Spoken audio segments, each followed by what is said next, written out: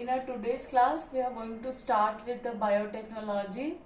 Now, Carl Ecke is the scientist who coined the term biotechnology. Okay, biotechnology deals with the technique that use the living organisms and their components like enzyme to generate the products, and these products are produced for benefit of human beings.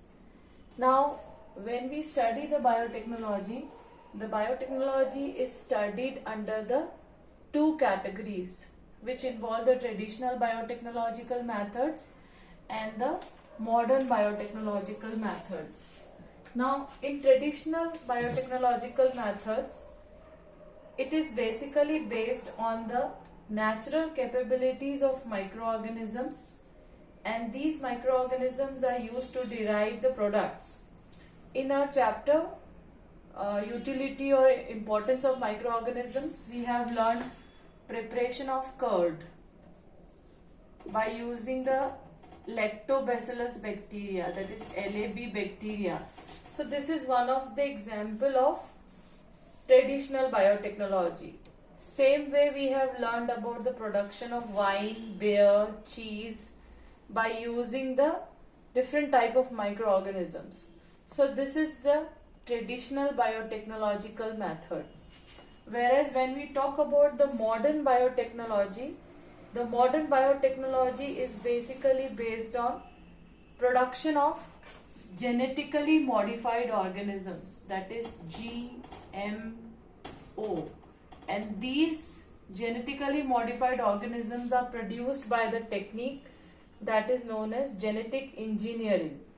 You are going to learn about genetic engineering as we will proceed in the chapter.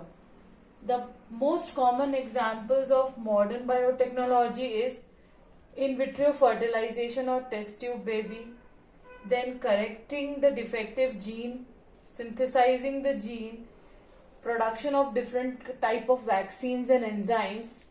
So modern biotechnology is basically involved in production of these things. Today we are just discussing the introductory part. Now let us come to the next part, that is the definition of biotechnology.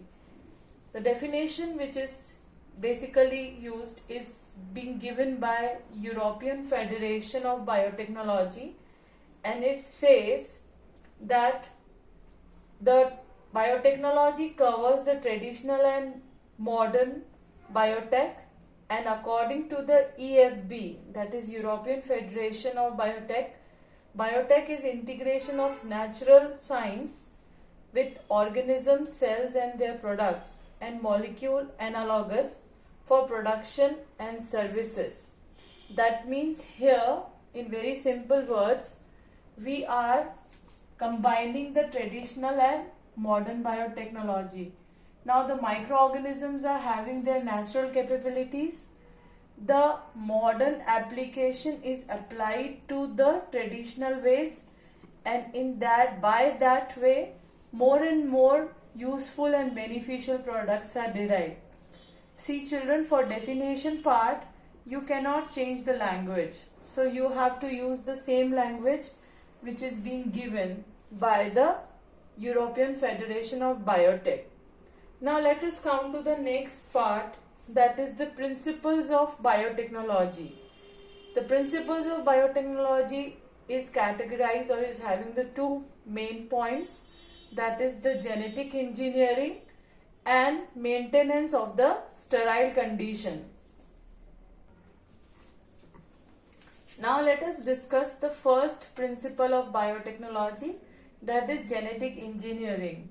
Now when we are talking about genetic engineering, then whenever you talk about the genetic one, then the hereditary material or genetic material is being talked about, that is the DNA and RNA. So in genetic engineering, basically what we are going to do, we are going to make the changes in the chemistry of DNA and RNA, and these changed DNA and RNA are introduced in the host organism. And when the DNA and RNA with changed chemistry is introduced in the host, then ultimately the nature of protein in that organism also changes, and so the phenotype of the host also change. So this is the concept of genetic engineering.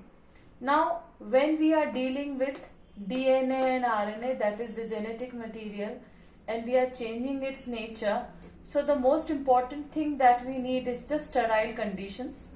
So all these genetic engineering experiments are performed in lab in a sterile condition, and a common term is used for it, that is in vitro. The in vitro is the term that is basically given for two conditions, that is the microbe free condition or contamination free condition, and in the lab.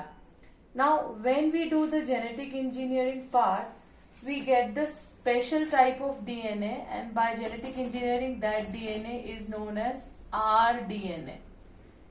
The rDNA is the recombinant DNA, and the genetic engineering is also known as recombinant engineering or recombinant process. Right? Now these are the common terms that are being used during the process of genetic engineering. Now ORI. We have already learned about ORI in the replication part when you did the molecular processes. So ORI is origin of replication. Now whenever you want to introduce a new piece of DNA in some organism, then that new piece of DNA need to be introduced at this part, that is ORI. Till the time it is not introduced at this part, it will not multiply or it will not replicate. So whenever in the genetic engineering experiment the changed DNA or RNA is to be introduced, it will always be introduced at a spot that is known as ORI. Now next important term that we are going to learn is a vector. Basically vector which we use in the genetic engineering are the plasmids. See children, we are dealing with transfer of DNA and RNA. So the plasmids are also what? The DNA or DNA only. We have learned about plasmids in the prokaryotic cells. These are the extra chromosomal circular DNA molecule that have nothing to do with the genotype of the bacteria. And these plasmids are used in the genetic engineering process for transferring the changed DNA from one individual to another individual, right? So the way, what is a vector?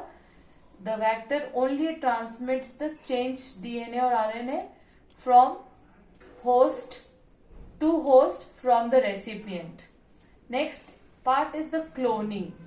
Cloning is a process by which the changed DNA or RNA is multiplying.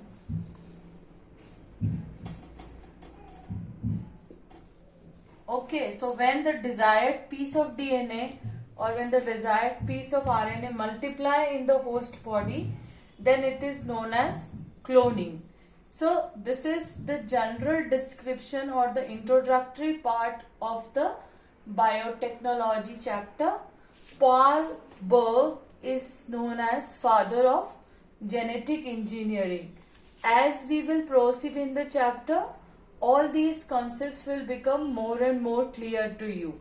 Now by using the modern genetic or modern biotechnology, the scientists are producing large amounts of enzymes, biofertilizers, dairy products, biopesticides, organic acids, single cell proteins, disease resistant plants, and there are many more processes that you are going to learn as we are going to proceed in the chapter. If any thing is not understood, you can again go through the video. That's all for the day today. Thank you.